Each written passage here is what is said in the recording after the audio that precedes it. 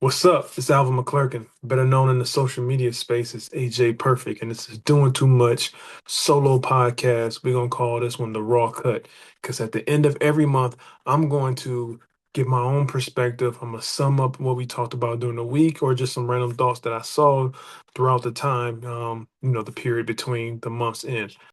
This is really just touching on parenting. The two common styles of parenting. You got the do as I say, not as I do parenting, and then you got the I can show you better than I can tell you parenting. Um, and those are the two I wanna really kind of touch on because I believe parenting is most effective when it's demonstrated, not dictated. In a sense, kids learn by watching who you are more than obeying what you say. So as a parent, I feel that if I can show you better than I can tell you, that builds the trust, that builds the competence, that builds the internal discipline. Versus if you're only relying on me saying, do as I say and not as I do, that creates confusion, resentment, and like a fear-based compliance in a sense. So I think there's no there's no 100% this way and 100% don't do that. There's always a hybrid approach. But I think more times than not, if you're going to fall on the train, if you're going to fall on the parenting style, in my experience, what I've used raising my three daughters, twin 14-year-olds and a 9-year-old, um, this is the method that has been effective for me. And I love the outcome that it has given me as far as my kids. I love the way my kids have been raised. I love the way my kids have turned out so far. And I think it's directly attributed to what I'm talking about now and going to continue to, dive in deeper on how me and my wife have raised our kids. So the main thing I want to say really is that parenting is more about you than it is the children. So this is not about being the perfect parent. It's not about perfect parenting. It's more about being an honest parent. It's more about being a transparent parent. It's more about um, just being a present parent in a sense. So just talking about the two different styles. So I can show you better than I can tell you.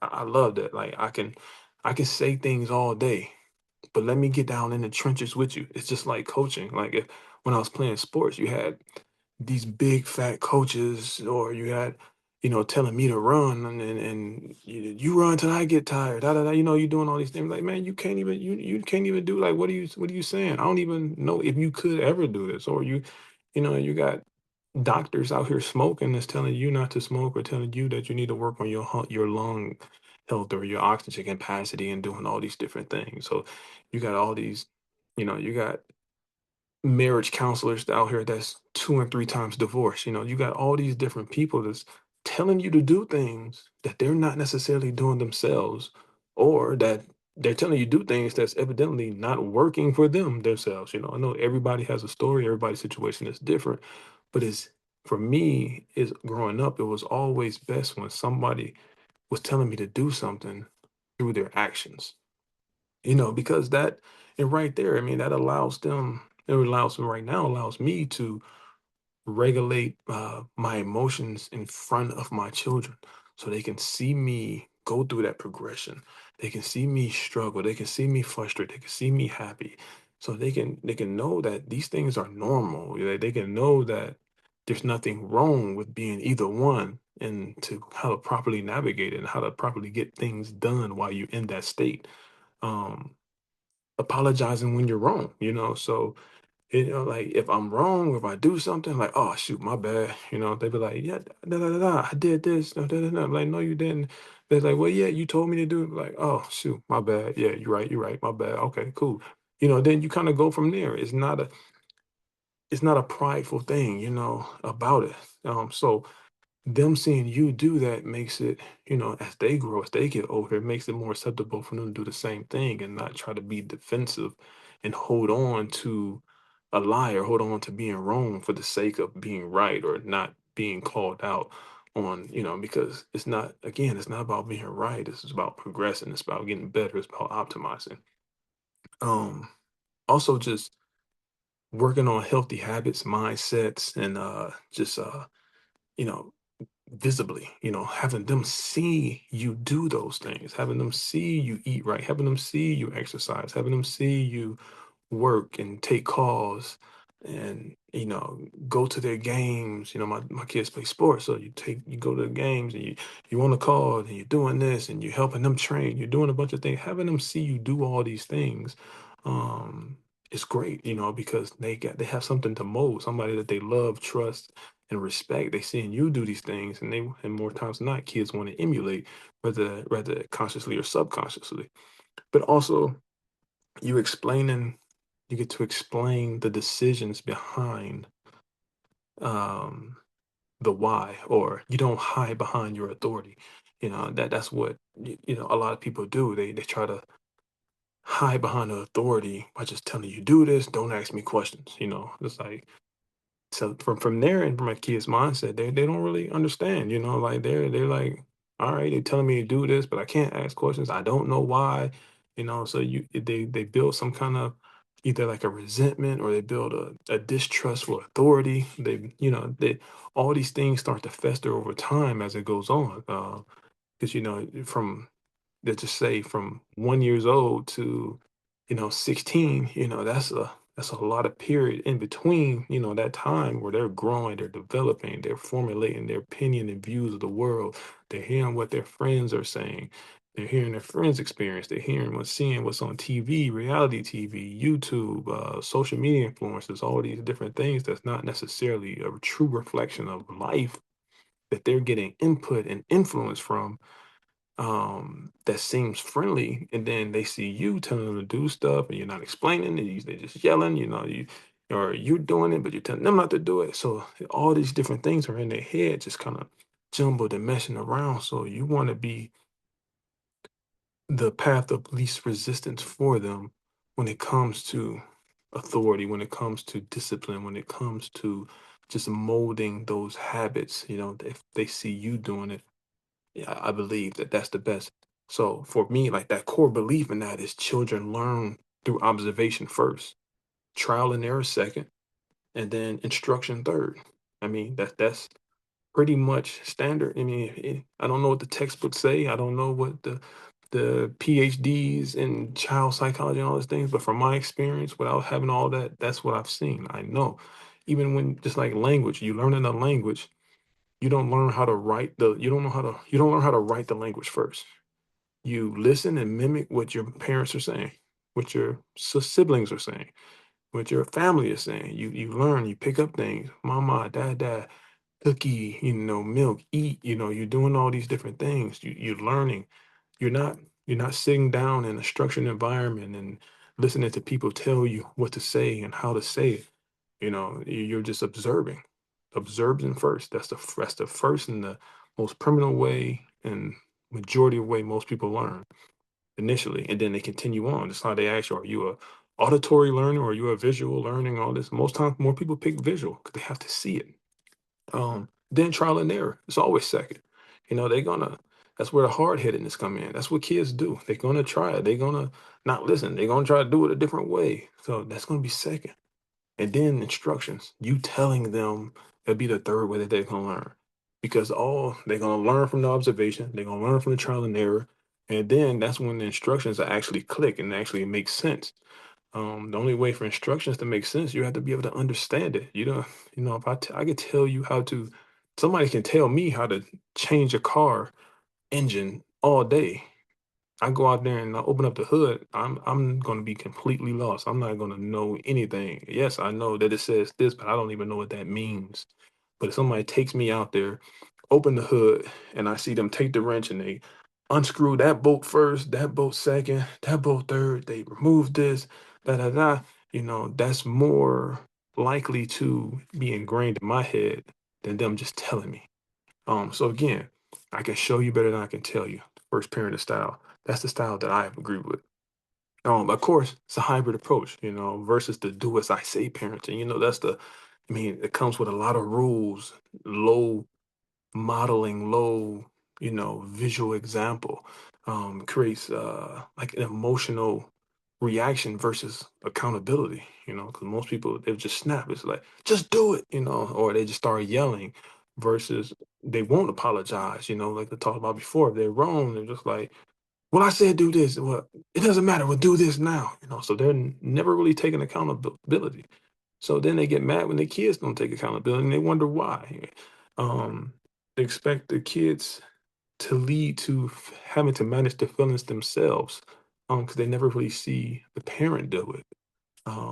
Authority without explanation, that leads to having a lack of regard for authority, having resentment for authority, being uncoachable and different things like that. I think it all are indirect. Say whether it's, I mean, most people are not going to mean it to be that way, but that's usually the outcome on a lot of things from what I've seen.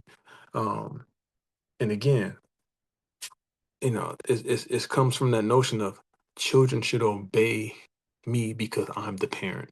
That is true. That you are the parent and they should obey you, but that's not always fact. Um, they're gonna obey. You want them to obey not out of just strictly fear, but because they trust and they believe and they respect what you're saying to obey you. But then they also have a healthy fear of you, not just strictly because they're afraid of you, because eventually that's gonna go away, and that doesn't translate into real life and real behaviors. So again, like I mean, there's many advantages. For by leading by example, because trust is built naturally, of course. Kids, are they see the consistency, the words and action, they align up, so now they feel a little bit more safe. Internal discipline develops, they know they do the right thing even when you're not looking. um Again, emotional intelligence increases, they learn how to handle frustration without you having to step in, or without having anybody, kind of pat them on the back or do these different things. There's a less power struggle. You're not constantly having to enforce. You move from the enforcer more to the influencer. Um, and again, it's less power struggle. Now, I didn't say that it won't be any power struggle. It's still gonna be power struggle. Like, let me, you still might have to snap a couple times. You still might have to, give them a couple licks or do whatever, just depending on how old they are. But it's be less power struggle than the contrary. And also respect becomes mutual. A lot of people think that they're older or they're a parent, they're adult, that they don't have to respect. Like, no, you still respect everybody, and you have to show that. And it's not fear based and it's not conditional. It's just that, hey, look, this is what it is. This is why it is.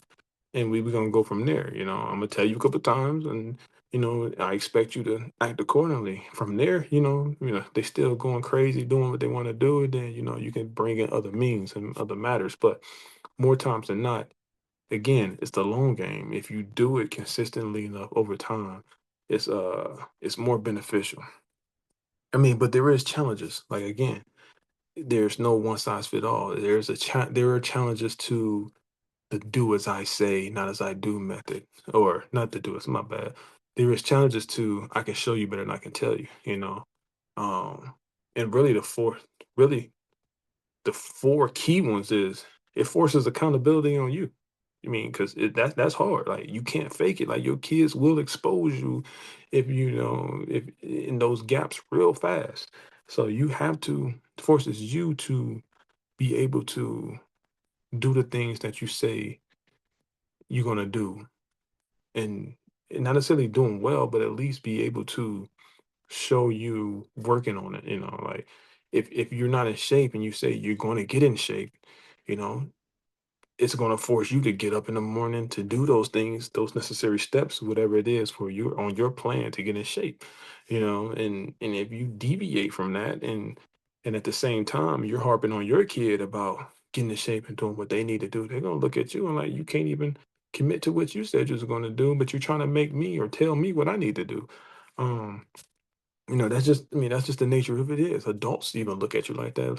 How you think your kids are going to look at it still formulating and navigating this world?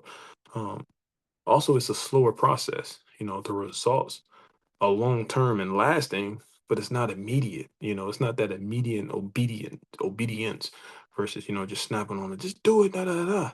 You get fast actions, but that don't last. Not in most cases. Some cases it does, but in most cases that doesn't last. So, by showing them, that is it's a longer term effect, but it's a lasting effect. It's uncomfortable as well. Like you have to unlearn a lot of things that you learned or how you were raised.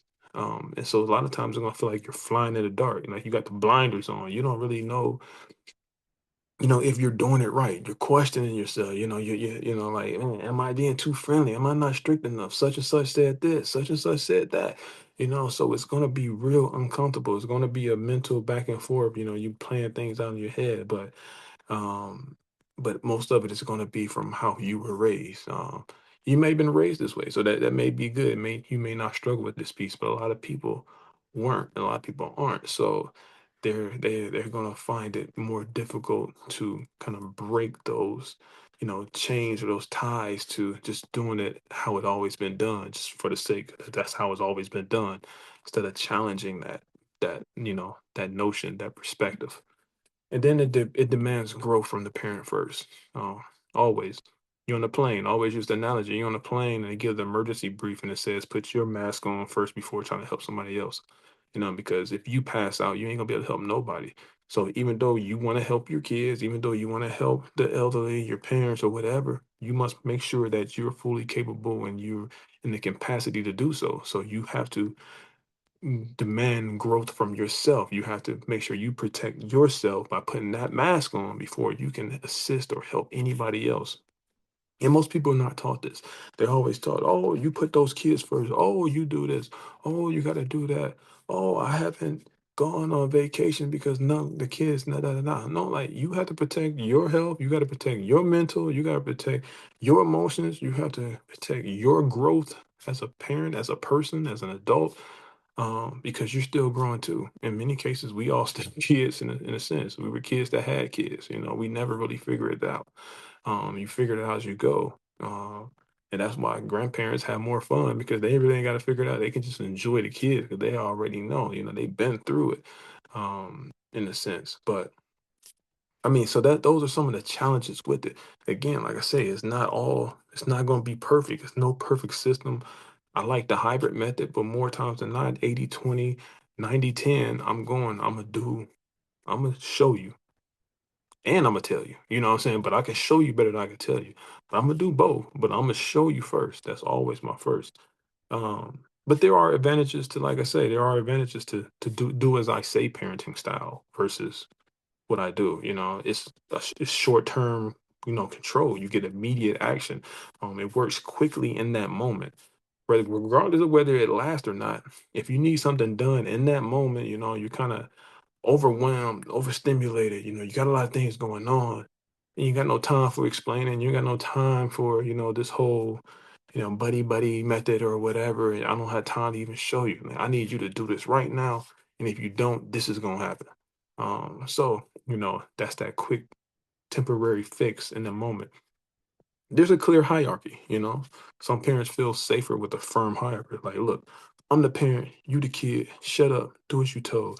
Um, it's real militant. It's clear. You establish, like, look, no matter what you do, no matter what you say, that this is what it is. Not saying that the other method didn't do that, but this one really outlines it and beats that home. Like it kind of confirms and reaffirms and continuously tells you and continuously throws it in your face. Like, look, like this is what it is, stay in your place.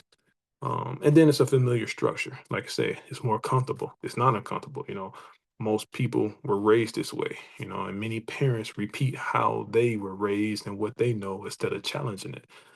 So those are three key advantages, that, why many people kind of fall to this, in this zone, kind of like that's that do as I say. And some of it is intentional, but sometimes many people don't even realize that they're doing it that way. Like again, like I say, some people may just be so busy, maybe doing too much.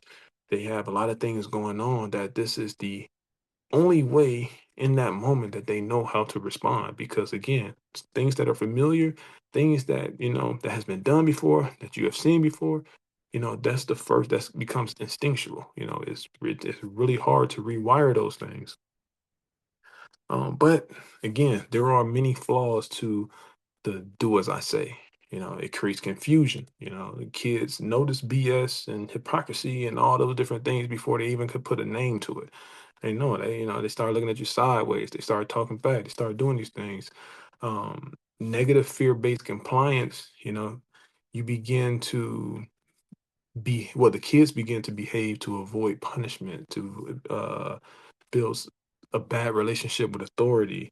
They learn how to manipulate and not really genuine, because they just got to do what they got to do to get by. In a sense, all right, dad snapping in the moment. Let me go ahead and do this. Blah blah blah. Once it's by y'all, I'm gonna go back to doing what I'm doing. You know, Again, you never really built that understanding, that logic, that explaining of the why behind some of the stuff that you're asking them to do. So, they never really see it that way. They just see you yelling and snapping at them, and then that's what it is. Um, there's limits. It limits the emotional development. Again, if they never see you go through those feelings and process them and how you handle them, and whether it's right or wrong, they don't see you handling it. They don't see you doing it. Then they never really have an example too. So they may fall to others, that may not be a good of example to learn how to do that. Or they may just suppress those emotions internally instead of processing them. So that can lead to other long lasting effects down the line.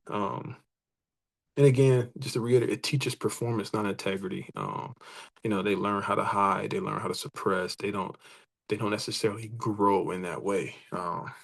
But again, there's a time and place for each hybrid method you can do. But I mean, I really just want to harp on just that if more parents focused on showing the kids the way versus telling them the way, I think a lot of different things, a lot of challenges that they're experiencing, a lot of the behavior, a lot of the paths that these kids go down would be a lot better. But there's so many different factors that go into it. How much time do you have to spend with your kids to do that? How much, is there two parents in the household versus one? Do you have somebody to support? Does the two people, just having two parents in the household really helps, versus just one, because now you got two in perspective, especially if it's just a mom versus, being a dad. I'm a girl dad, so I have inherently I have that the stature. I'm 6'3" too. I'm 6'3", 230 pounds. So physically stature. But it also come as confident, demanding, integrity, fun, but also strict and no nonsense. But I also, I have flexibility. I do all these different things. So I'm able to, bounce things off with my wife and vice versa versus it's just being one. It gives that yin and a yang effect. It gives that balance versus just having that resentment. Oh, here come dad. Oh, here come mom. Now it's like, all right, this is a team. This is a team effort. They're working together. You know, I may say something one way, mom may say something a different way. They may get one or the other. So it's always good to have two different voices, or they may talk to a family member, a grandparent, whatever it is that may reinforce that. But it's many different factors that people have that would allow you to parent, well, that forces you to parent the way that you're parenting.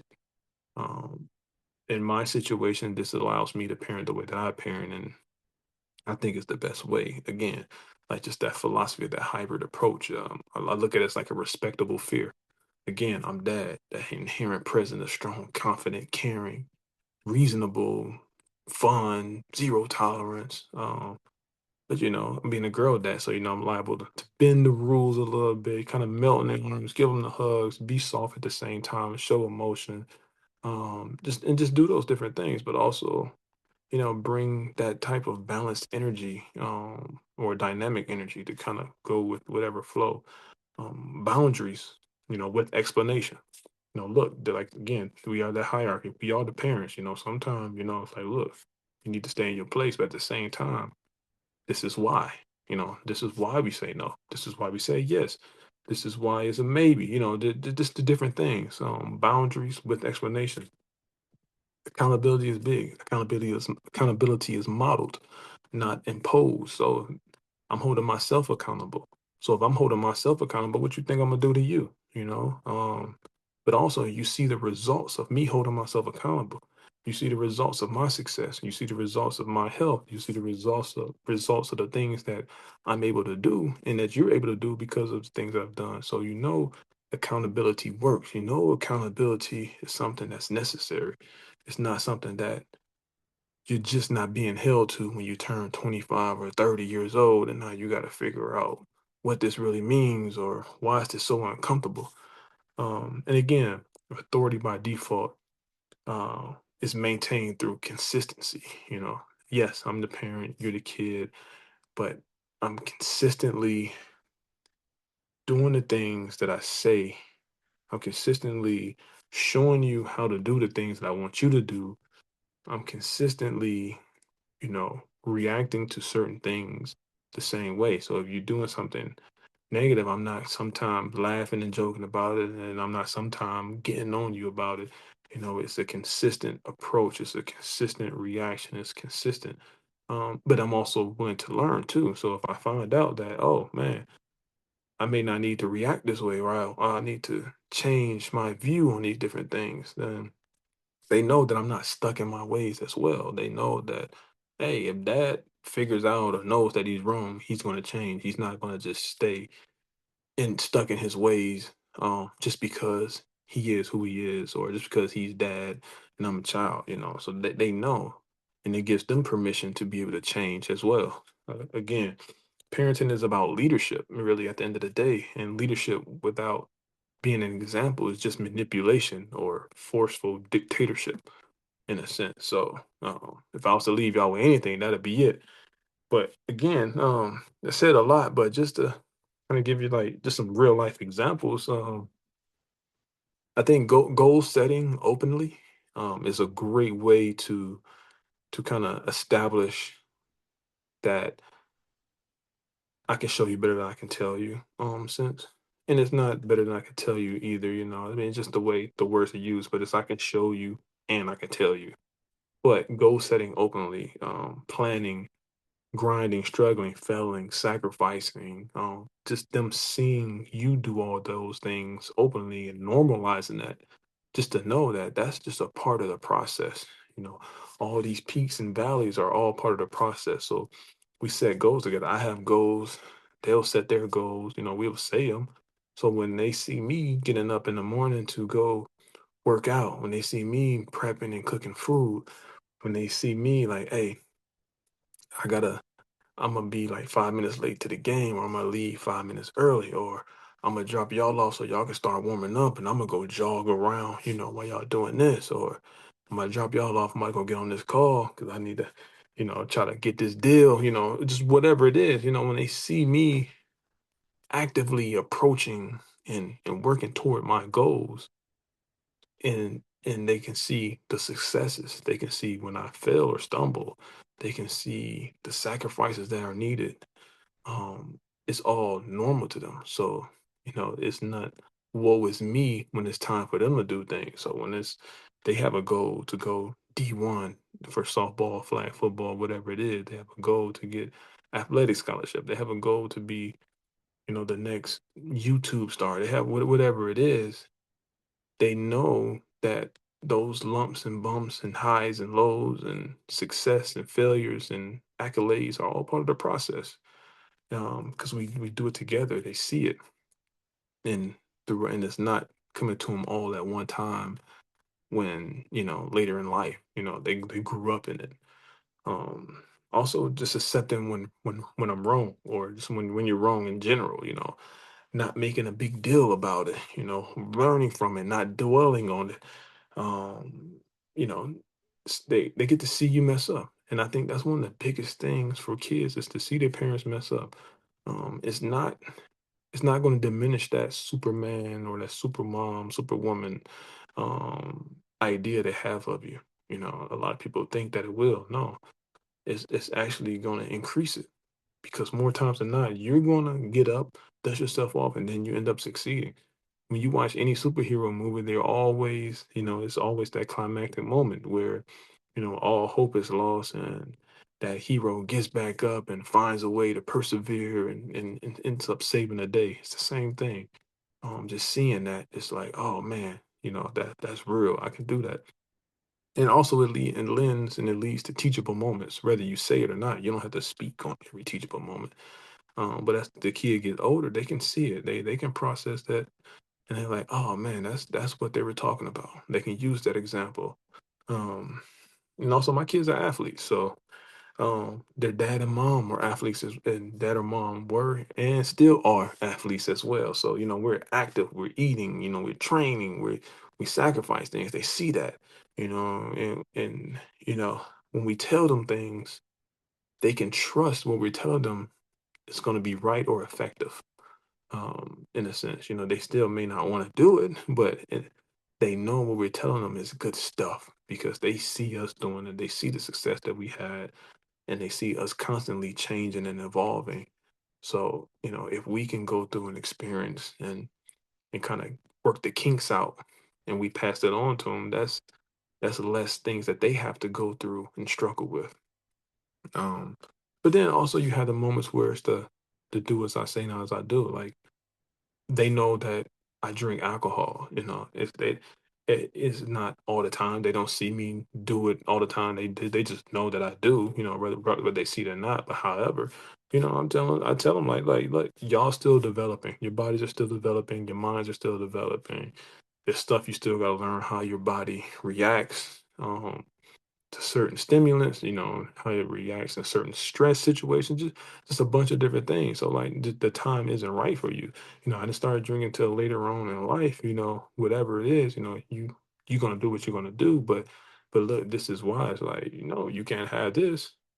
Not that they ask, but just in, still says like, hey, don't even you joke around like don't even touch that, that ain't for y'all, that grown folk drink right there. Whatever it is, you can make things in a fun sense, a comedic sense, and as well. But that's one of the things that an example of do as I say, don't do. I mean, do as I say, not as I do. But again, it's putting context behind it. It's not just a blanket statement, a blanket demand or command, and then leave it at that.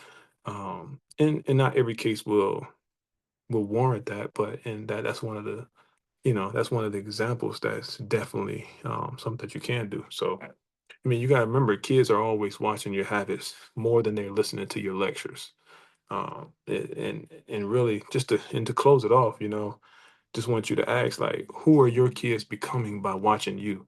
And that's the biggest thing that we all, as parents, can reevaluate or think to ourselves. It's like, dang, like if I never said anything, if my kids, if you were mute and your kids were just watching, like who would they become by just watching your habits and actions versus listening to your lectures and what you're saying.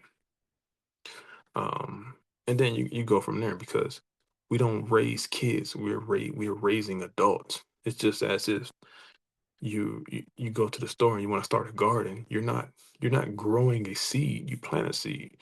You're not growing the seed, you're growing a rose bush, you're growing a tree, you're growing that plant. So if you look at it from that angle, you know what I'm saying? We're not raising kids, we're raising adults.